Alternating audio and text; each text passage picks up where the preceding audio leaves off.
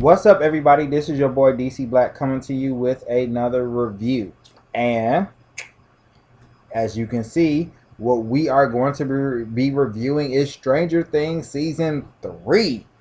Now, this will be a spoiler review because I'm sorry, it's on Netflix. Come on now. Like, go watch it. If you have not seen if you, July 4th, was not watching Stranger Things, I don't know what, and then after in the weekend you did not watch it, I don't know what to tell you. It's only 8 episodes. Get your life together, okay?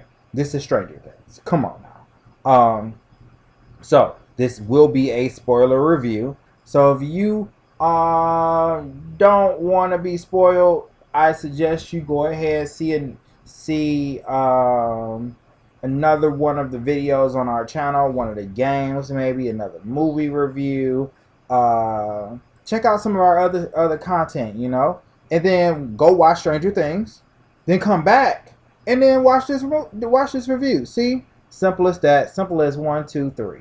Okay, so we will get to spoiling this. Well, I'll let you know when I'll start spoiling stuff, but I'll give a general review. Generally, I liked season 3. I did not like season 2 that well. I feel like season 2 was really trying to go super horror slash exorcist levels of like the series, and I wasn't feeling it at all. The villain, the mind flayer, I wasn't kind of feeling what they were doing, and then some of the stuff with 11 just wasn't logical to me. And she was, quite frankly, really annoying and being a brat. So I really didn't care for season 2. Season 3, however, made up for that in spades. Let me kind of bring this down just a little bit. There we go. Now, sorry about that. Now, season 3. Season 3 brought it. They, in my opinion, redeemed themselves. They did a lot. They did some things different while keeping some of the same relationships. What you kind of the theme of this season is about moving on, like how when you get older, some of the things change. As you mature as boys mature to young adults, even girls when they mature to be young adults as well. Things change. That first time where you start thinking, instead of girls being yucky, you thinking, oh dang, she kind of cute. Or that first time, that first relationship, like we kind of see as you guys can see in the flyer, the poster here for, we had Elle kind of being with her dude here. Dang, I'm really totally blanking out on dude's name. Mike, that's his name. Mike. Okay. I don't know why I started blinking out on his name. I was about to say Max. I will talk about Max later. But Mike, thinking about her relationship, how she kind of been in a relationship with Mike, what that really means. What does it mean to have a girlfriend or a boyfriend? What does it mean to for relationships between between a girl and a boy, right? That's what we're seeing here. Also, the evolution of that relationship between 11 and Mike. We're also seeing the evolution of their friendships as well. As we kind of can see with the theme here. Also, the theme is just so happened to be the 4th of July. So we're kind of building to this crescendo of the 4th of July in this show. And it's only 8 episodes. So now I'm going to from here, I'm going to get into spoiler territory. So if you guys, like I said, yet again, I love the show. Just to kind of give you a general review, I really like this season. Definitely recommend it. Better than seasons 2. I don't think it's better. I'm not necessarily gonna say it's better than 1, but I think it's kind of it's there. So we're gonna go ahead and spoil the territory in 3, 2, 1. So Um, this season 3. Now, season 3 for me, like you got Mike and Eleven. Like it starts off, them is the whole their relationship, right? So you're talking about the build of their relationship, how they're kind of learning to interact with each other. Of course, like you get that first relationship. You don't want to be away from her. She don't want to necessarily be away from you. You guys always spending a lot of time together, and that's what we're kind of seeing here at the beginning of the season of like them two spending a lot of time together. The friend group that was playing Dungeons and D&D, Mike, Will, Dustin, and Lucas. Them four playing D&D. They're not playing D&D really no more. Why? Because Mike got a girlfriend. Like he hanging out with his girl. Lucas kind of got the same thing with his on again, off again girl of Max. Dustin coming back from summer camp. We're seeing him come back, and also we're kind of seeing so he coming back. Everybody, having fun, enjoying having a good time with them. Well, Will is kind of like on the outside looking in, like he's still dealing with the after effects of being possessed by the mind flayer. Uh, so he's still struggling with that. You can see that throughout this season, like he's struggling with that, and he really wants his friends, but his friends are kind of like tied to different things. We also see Steve. We're kind of seeing Steve, and we see like this new character that kind of comes into the fray of Maya. Um, we're seeing her. We're also seeing like so the season starts off, and this is something I kind of thought was interesting, and I see that this is kind of being a trend that each season starts off as you start the starting scene or the start of the season, and the first episode kind of sets the stage for what's to come. So season 1, we got the setup of the Demogorgon and 11, as well as them playing Dungeons and Dragons. Season 2, we're kind of seeing the same thing here. We're kind of seeing the setup of them opening up another portal to the Upside Down. We're kind of seeing this. You think that, oh yeah, like this, they're kind of done with this, but no, they're far from being done. This season here, you're seeing the same thing, but it's not us this time. We're seeing the Russians start to trying to open up a door to the Upside Down. Now, and you kind of see this machine, how this is all kind of being set up, how we're seeing this, what the season's going to be like in a sense. So we see the Russians. First off, I just want, I don't know what people kind of don't understand about not opening up a portal to another dimension. Like that, it goes bad. There's no movie where you opening up a portal to another dimension that have monsters in there was a good idea. It's never a good idea. So we see that here. We see them trying to open up a portal, kind of find out like stuff don't really go so well. Russians die. Then the show starts. Also, by the way, this season is taking place during the 80s, so we see not a lot of 80s type things here. For instance, there's a lot of 80s callbacks and homages in this show. Some of them I'm probably gonna miss some. So if I comment below if I'm any that I miss. So we got Terminator. We see Terminator in the sense of the Russian guy that's the main antagonist, as far as human antagonist goes. We also see like Terminator, the music choices. At the end, we see posters for the movies for Firestarter, which came out in 83, 84, I believe.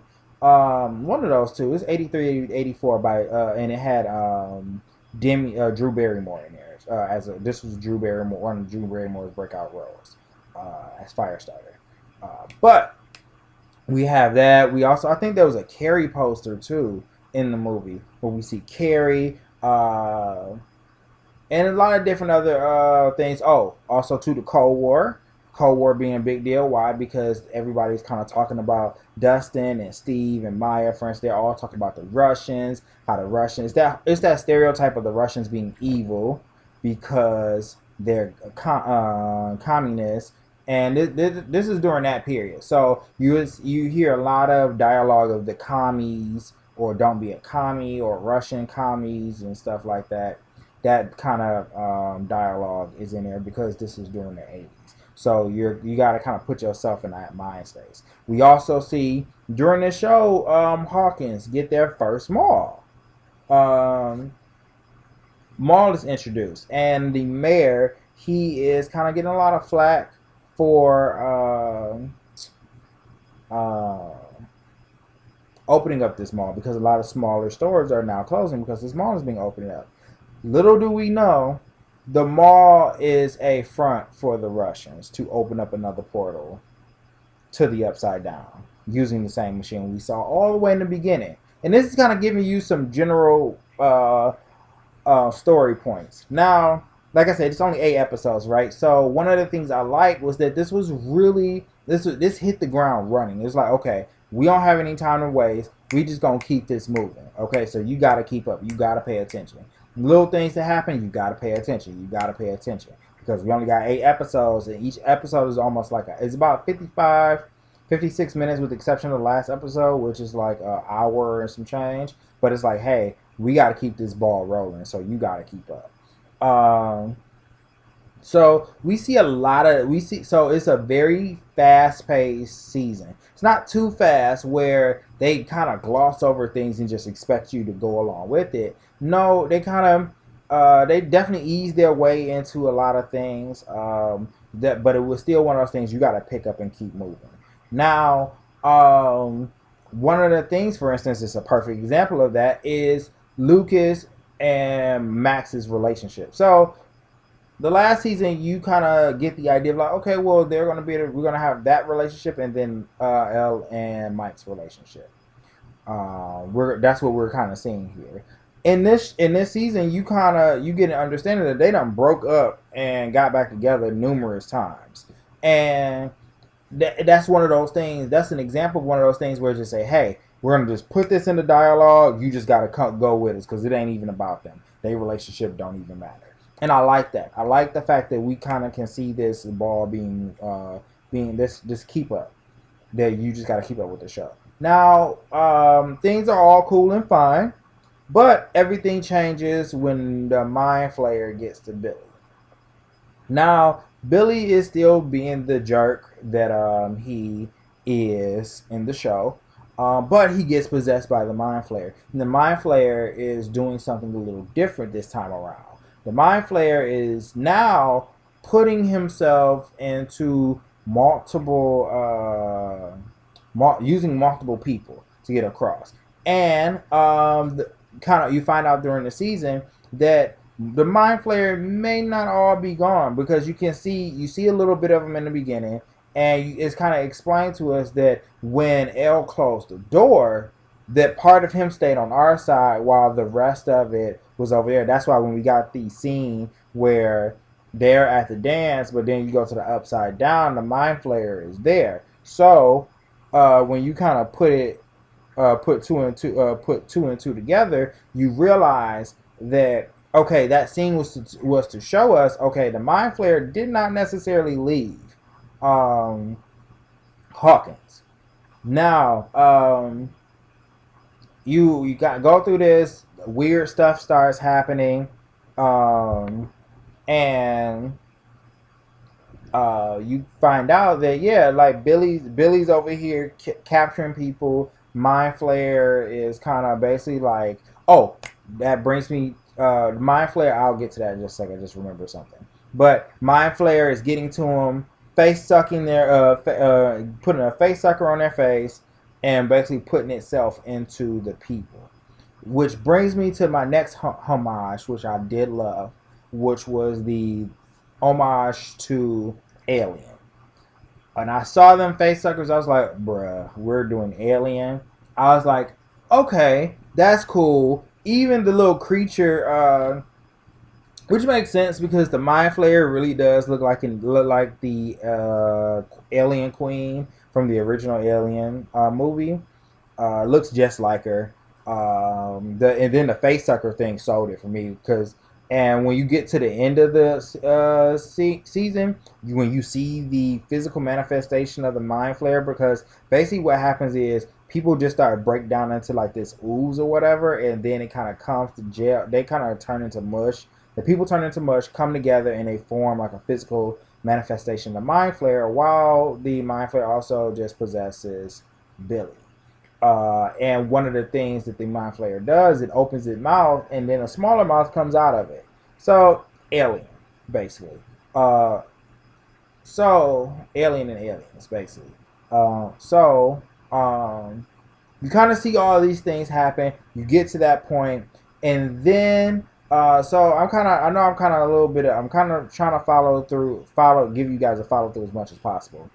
But you guys, we get to the point where this is where the shock happens, and you find out that, which I loved,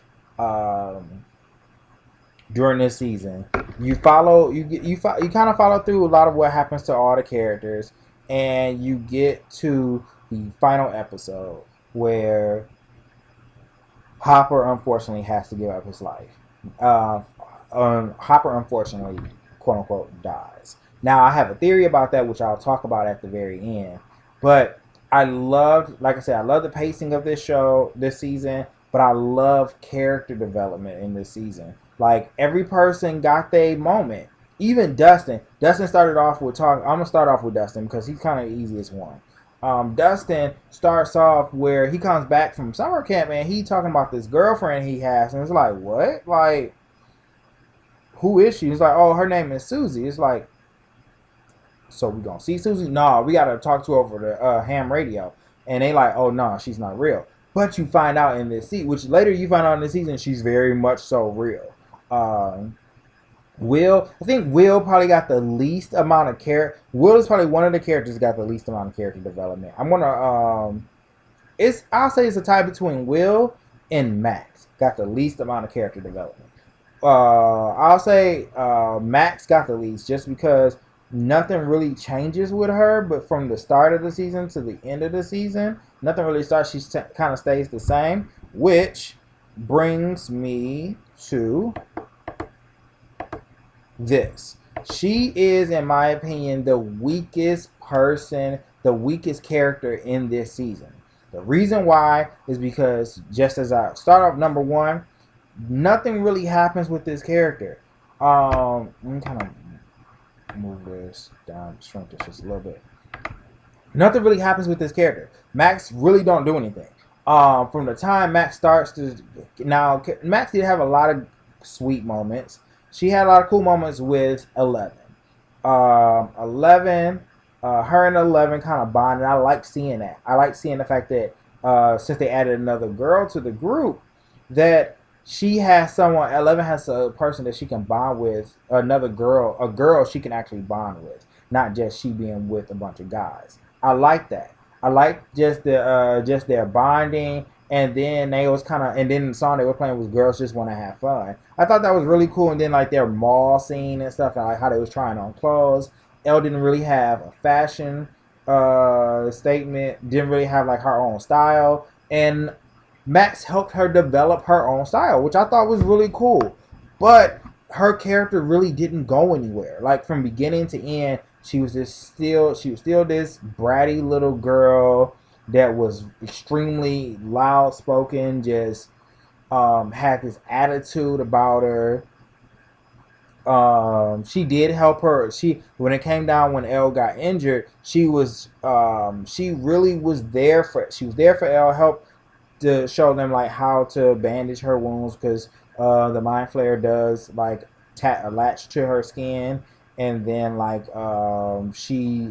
find out that like there was like an alien inside her body. So just like an alien, how there's like a little xenomorph. When the face sucker sucks on your face, it puts an xenomorph inside of you, and then you have a chest bust open, and then it's a xenomorph.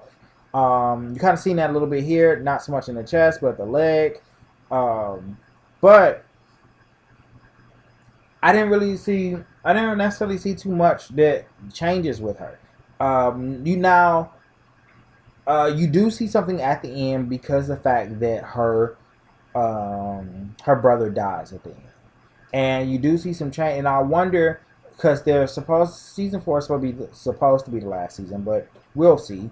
I will be interested to see where her character goes in season 4, how her character will change because a lot of her character was built on the fact that her brother was very mean, borderline abusive to her. Um, so emotionally abusive too. I don't know. They kind of hinted at physical abuse, but mostly mental abuse and emotional. But I wonder where that will take her character next. What they'll have her do. I think even for like the Lucas Max relationship, that dynamic will change and be different because of the loss of her brother. So, in my opinion, this was the weakest character in the show. Outside of that, Will would definitely be someone. Will was another person. He got some character development, but it was at the very end where you kind of seen that development. You kind of seen it at the end. Where basically you understand that he's somebody that he went missing in the Upside Down. He comes back and being possessed, so he's really not spending that friendship time that he had before he was exposed to the Upside Down. And then like he comes back and like he's really really back this time. He's dealing with some PTSD stuff from being possessed and being in the Upside Down. That he wants his friends. He missed them playing D&D and things like that, and he wants his friends. But all his friends is busy doing other stuff. And he tells them, and I love the moment he has in one episode where he's talking with Mike, and and Lucas, and they was trying to play D&D, and Mike is trying to figure out like what's going on with 11 because 11 dumped him. Uh, and like he freaks out. He like, yo, like listen, like I've been trying to spend time with y'all, and like I mean, and Lucas was like, no, it's not my fault you don't like girls, which I really hope that's not a sign of them trying to turn Will gay. I hope not, but I digress. This was at that moment when he was just upset. He was like, we don't even know where. He's like, hey, we got stuff going on here. We don't even know where Dustin is. And y'all trying to chase after girls. And I want to spend time with you guys. So I understand that just from a perspective. Like a lot of times my friends and stuff had girlfriends and I didn't have one. And I wanted to hang out with my friends, but all of them were doing stuff with their girl and things like that. So I can understand that. Like you like, dang, bro, like I just want to have some bro time, just want to hang out with my boys or whatnot. So I can understand that. But he was the one that I think had the least amount. He will probably be right under her. Just kind of bring this image back. So show you guys. But yeah, so I would say Max was the one with the least. Then we got Will. I think. Well, actually, no. I'll scratch that. Luke. It was Max, Lucas, because Lucas didn't have anything going on this season either. His sister actually got more character development than him. His sister, you kind of learn some stuff about his sister. Find out that she like always make fun of them being nerds, but she's actually a nerd too. Like she's a mathematician, literally, and like she can do math in her head like easy. And she kind of get made fun of about that in the season as there's some interactions between her and Dustin. Even her, Dustin, Steve, and Maya. That's really cool. But Lucas really don't do much this season. But Will does something. Dustin, you can see some development with him as well. But the two that got the most development, I would say, is definitely Elle. And I'll say Elle got the most development. Mike, I see. So that's kind of hard Because, well, I'll say it's a four-way tie. I'll say it's a four-way tie between Elle, Hopper, the buyer's mom, and Mike. You kind of can they kind of got different character development in different areas. Um, Mike, in the sense of like he learns that like he learns love, like he admits that he loves Elle, and he understands what it actually means to be in a he starts learning what it means to actually be in a relationship, and that loss. Now the unfortunate thing is that he lost, and something I kind of didn't like about this season was the fact that they kind of like they brought Elle back last season just to remove her again. And I'm like, okay, well, she went away, and at the end of season 1, she went away. Season 2, she comes back and she stays. Season 3, she goes away again. It's like, okay, make up your mind. Like, you can't just keep taking her on. Don't just keep taking her on and off the board. Like, I get the fact that she was the one of them with abilities, but like, don't just keep taking her on and off the board. For me, I think that was probably like a weak point. Now, Elle. Reason why I say Elle has the most, probably has the most character development out of everybody is because the fact that you find out that Elle does not have her powers anymore. She loses her. She has been straining her powers all this time, even throughout this season, trying to fight the Mind Flayer off from her friends, and she discovers she seemingly has lost her powers. Now, it'll be interesting to see what they do with this development if she loses her powers permanently, or if she will eventually, if she does get them back, and they be more powerful than ever. So that'll be kind of interesting to see. But we can move on to the section of our review because it's like 26 minutes already. Because I don't want to belabor you guys long with this review. MVPs. I will say the MVP of MVP of this season is definitely these two. These two here are the MVPs of the season. Now, Hopper is MVP for the simple fact that he, at the end of the season, he dies. But in the last episode, he writes Elle the most heartfelt note ever. Like, I didn't cry, but I was like, dang, bro. Like, he loved this little girl like his own. Like, it was a place where I was just like, dang, like I can feel I'm about to become I'm a dad. I just became a dad recently, but I'm like, dang. Like, I can feel that. Like, I feel what, the feelings that he had of him. Him writing and at the beginning, the buyer's mom is what I gotta stop calling her the buyer's mom. What is this woman's name? What is this woman's name? I'm so angry that I don't remember her name. Like, not the buyer's mom. What is her name? I'm gonna have to sit here and remember her. Joyce. That is her name. That's her name. Okay. So, Joyce and Hopper. Now, it's like at the beginning of the season, you kind of go through Hopper's kind of going through this thing where 11 and Mike are spending a lot of time together. It was the whole rule of keep your door open 3 inches so I can see what's going on in there, make sure y'all not doing nothing suspect. And they just kept, every time we saw them, they was kissing and stuff like that, spending a lot of time together. And he was trying to explain to them, because it's their first relationship, explain to them boundaries and why boundaries is healthy. So Joyce is telling him like, hey, don't be a police officer, don't be a cop, be a dad. And because that's what 11 needs. She needs a dad. So he's trying to go through this and stuff like that. You think he eventually talks to Mike, threatens him just like a dad would do, like if he saw somebody getting too frisky with their daughter, a dude getting too frisky with their daughter. He threatens them, and then you have the shenanigans between the kids. But he goes back to Joyce and like, yeah, I did it.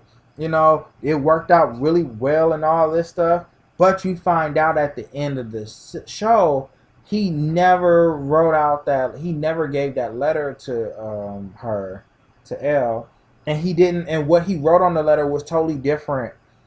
It was heartfelt, but it was totally different than what he was going to say. He explains to her like, you know, you're gonna make mistakes, you know, to set boundaries about like just stuff. I would if I because I'm having you know I have a son, but stuff that I would write tell my daughter. You know, if I was writing a letter to my daughter, like telling her about guys and you know telling her about like you know about life in general, just like hey, you're gonna make mistakes.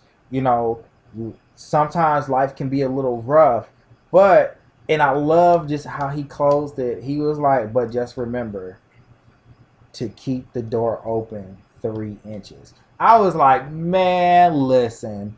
I was like, I didn't cry. Like I said, I didn't cry. But I was like, dude, that junk right there. I was like, man, that hit me in the heart. Like I felt that. I really, truly felt that. And that's the thing I like. I was like, I like the fact that he that was that nice callback. And just like he, you know, him seemingly sacrificing his life for his daughter, and for like everybody, you know. And then Joyce is the MVP. I got Joyce as MVP just because of the fact that Joyce in this show, like in season 1, she was downright annoying. Okay, she was crazy and annoying. Season 2, she was kind of teetering on insanity. Okay, season 3, she's not crazy, but she is just out there. Like Winona Ryder takes that character out there, and I respect that. Like she goes like totally. She's all in with the Joyce Myers character. Byers character rather, Joyce Byers. Like she's all in with that character, and I love it. I totally 100% love her being all in with the character. But yeah, like these two are the MVPs, and then even like in the show, like you know, we're kind of see throughout seasons 1 and 2 the will they won't they type of situation, and in season 2, you know, she ended up hooking up with some other guy. He get 8, but and she's kind of still struggling with that. That's why she hasn't dated or even considered going out with somebody because she's still trying to get past that. But she eventually kind of agrees to a date with Hopper. She stands him out the first time because she's legit scared. Like she doesn't know how to deal with. She's still dealing with that loss. Then they eventually agree to be on a date, and then he dies. So it's like, dang, because Hopper finds out that she's leaving. She's getting ready to sell the house. She like, I'm done with Hawkins. I'm out. And you know, at the end of the season, you know, we see that repeated where she's like, I'm out. I'm not playing with. I'm not. No. So that's pretty cool. And like you know, and that's why I said like you know she ends up even taking 11 with her. Like she breaks the news to 11 that her dad is dead. Like I'm like, oh no. The person that's not the now that kind of just brings me those are the MVPs. Now the person that's not the MVP, freaking Nancy. Nancy don't even get a photo because Nancy's a waste of time. Okay, Nancy was such a waste of time in this season. I was like, listen, just kill her. Put her out her misery and just kill her. Please. Kill her. She did so much dumb stuff in this season that I legit was like, Nancy, like, come on now. She at one point was getting chased by a creature that the Mind Flayer sent.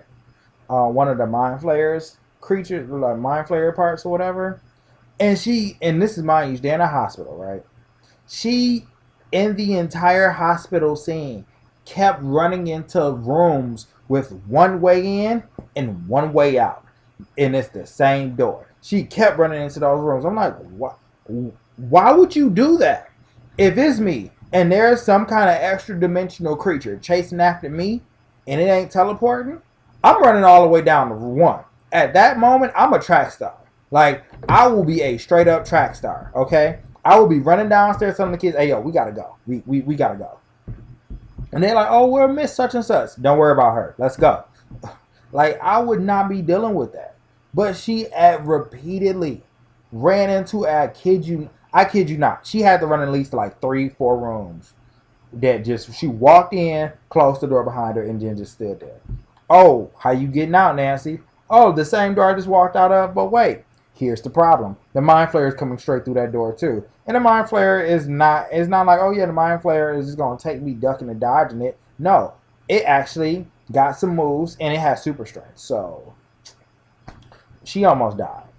And if it wasn't for 11, she was about to die. And I'm like, oh, Nancy, just kill her. Jeez. But she ends up, she's not in. She's a waste of my time. Now, as I kind of just wrap up, as I'm kind of just wrapping up here. Oh shoot, I'm tripping. All right, to kind of just wrap this up, this review up here, on the spoiler review. We get to the end, and there is an after credit scene. So I would definitely recommend you watch it. But the after credit scene, we're back in Russia, right? So when we get to Russia, they're in this prison. They get to one prison door and they say, not the American. And they go to the next one. And they grab this guy, they put him in a cage, and this other door, little small doggy door opens up, and you see a Demogorgon comes out. So we seemingly know that they opened up a door to the Upside Down in Russia. Now, my theory is that American is Hopper, because if you notice in the first part of the episode 1, when the machine goes off, it's supposed to open up the Upside Down and it overloads and explodes with energy. It disintegrates everybody. Everybody in the room disintegrates and it leaves their clothes. No, it doesn't disintegrate the clothes too. The clothes are still there. They're just disintegrating. But and we see the same thing at the end on the last episode. We see the same thing too. The machine explodes with energy. The scientists with the Russian scientists with the hazmat suits on, they disintegrate, but you don't see Hopper die.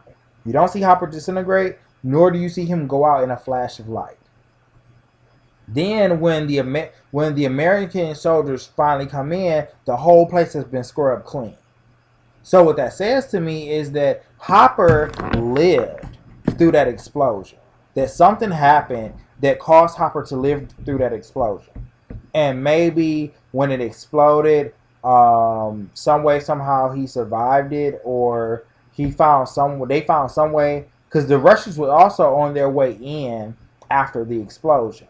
So no Russians were captured when the Americans got in there. They had just completely vanished. But my theory is that he actually survived that, and the reason why he survived that is one or two ways. Either he survived it by going in, because the door to the Upside Down was opening. So my theory is that he walked in to that portal and he escaped via the Upside Down, and that's where he is. Or he, right before it exploded, he was grabbed, or he found a way out by like a side door or whatever. He found a way out, but when he walked through that door, the Russians were there, and they grabbed him, and then dipped. So that's kind of my theory, that I think personally Hopper would still be alive. But if he wasn't still alive and he died, and that's some other American, I'd be kind of interested to see who it is. But and I've seen some other theories online as well to deal with the music, that Davey Bowie. One of the theories is like Bowie's song "Heroes" is played when Hopper dies, and if you go back to season 1, that same song is played when Will Byers is found. So it's that idea that that song kind of letting you know, nah, he's still alive. So I think he's still alive too. though I see it being impactful, I see his death being impactful and being the same way as when they thought L died. I kind of see it playing out the same way. I wouldn't be surprised if he's still alive. Now, one of the things I hope we get in season 4, if they really do a season 4, I don't want 8 episodes. I want actually 10. The reason, or 10 to 12. Reason why is because there's a lot of things if season 4 is really going to be the final season, there's a lot of loose ends they gotta tie up.